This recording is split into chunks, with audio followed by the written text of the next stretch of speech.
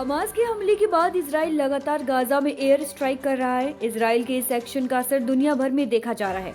Iran, तुर्की और पाकिस्तान सहित तमाम मुस्लिम देशों ने इजराइल के खिलाफ मोर्चा खोल रखा है। सभी इजराइल से बमबारी तत्काल रोकने की मांग कर रहे हैं। इतना ही नहीं, ईरान समर्थित संगठन हिजबुल्लाह और हुती विद्रोही भी इजराइल पर रुक रुक कर हवाई हमले कर रहे हैं।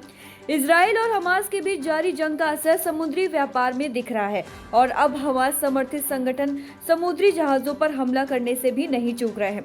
अंतर्राष्ट्रीय स्तर पर मची इस उथल पुथल के चलते नई दिल्ली में इजराइल दूतावास के पीछे खाली पड़े प्लॉट में मंगलवार को एक धमाका हुआ है। इस ब्लास्ट में किसी को भी नुकसान नहीं पहुंचा है, लेकिन पुलिस को धमाके वाली जगह के आसपास एक लेटर मिला है जिसमें चौंकाने वाली बातें लिखी हैं। एक पेज में इस चिट्ठी में इजराइल को लेकर आक्रोश जाहिर किया गया है। लेटर के बारे में आगे बताने से पहले आपको बता दें कि मंगलवार को किस तरह इजरायली दूतावास के बाहर ये ब्लास्ट हुआ। बता दें कि दिल्ली में इजराइल की एम्बेसी बेहद हाई प्रोफाइल इलाके चाणक्यपुरी में स्थित है। इस बेहद संवेदनशील इलाके में मंगलवार की शाम करीब 5:10 पर इजरायली एम्बेसी के पीछे खाली प्लॉट में जोरदार धमाका हुआ।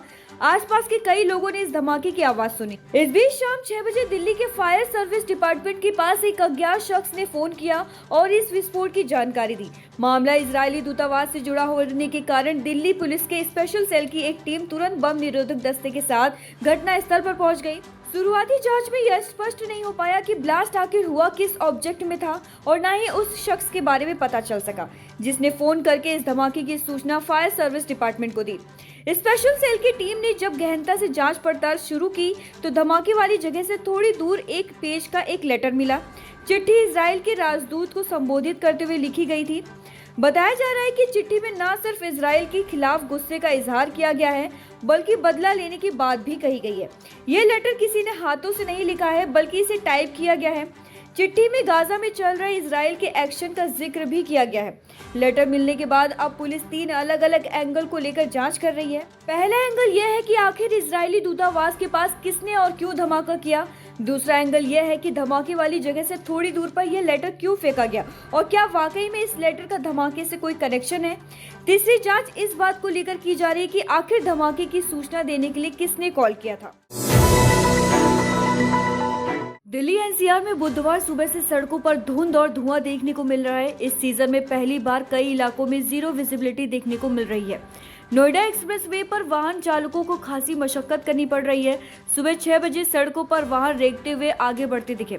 ठंड भी अपना असर दिखा रही है। वहीं दिल्ली के सफदरगंज में 50 मीटर और दिल्ली के पालम में 125 मीटर विजिबिलिटी के साथ घना कोहरा छाया है।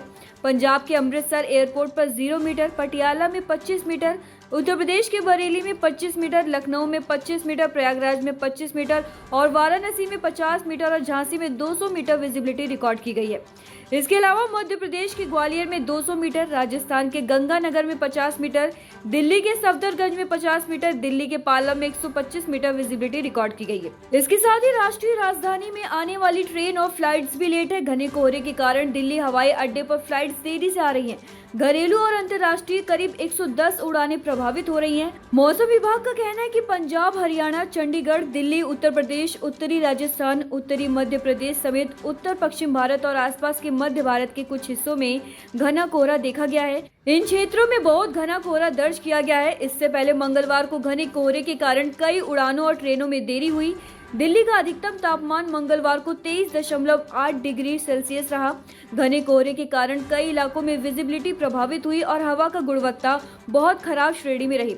हवाई अड्डे के अधिकारियों के अनुसार कोहरे और कम विजिबिलिटी के कारण दिल्ली हवाई अड्डे पर अंतर्राष्ट्रीय समेत लगभग 30 उड़ानें देरी से हुई। कोहरे के कारण 14 ट्रेनों के आगमन में भी देरी हुई।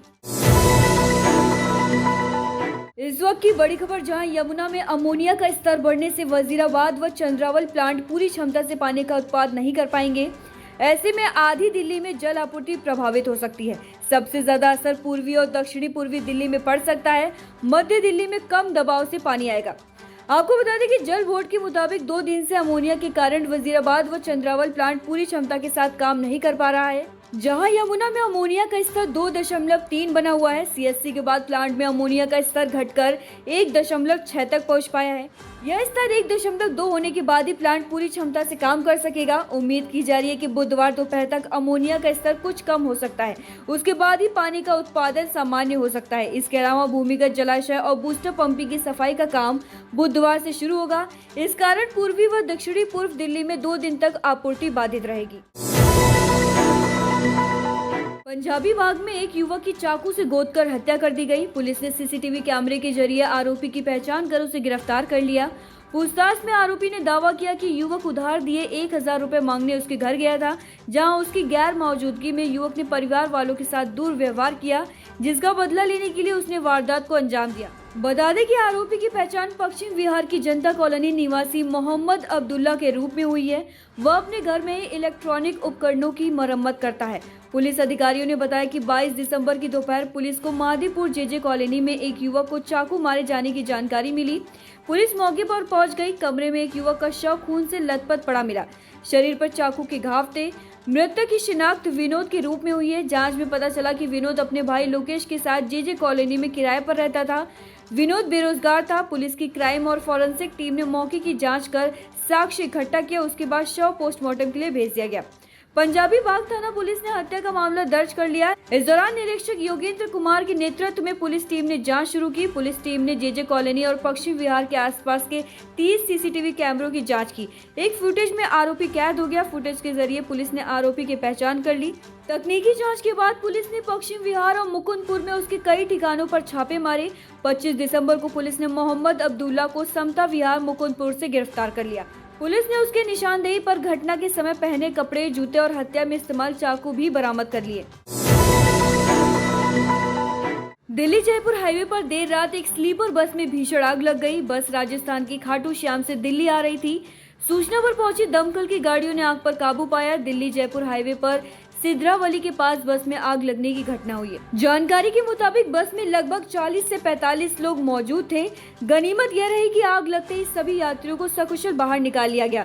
दमकल की रेवाड़ी और गुरुग्राम से पहुंची 2 गाड़ियों ने आग पर काबू पाया। दमकल अधिकारियों के मुताबिक आग बस के पिछले टायर से शुरू हुई थी और देखते ही देखते पूरी बस में फैल गई। आग लगने से बस में नुकसान हुआ है। बता दें कि इससे पहले 8 नवंबर को दिल्ली जयपुर हाईवे पर ही गुरुग्राम में एक स्लीपर बस में आग लग गई थी, जिसमें एक महिला और बच्ची की मौत हो गई थी और 15 से ज्यादा लोग झुलस गए थे।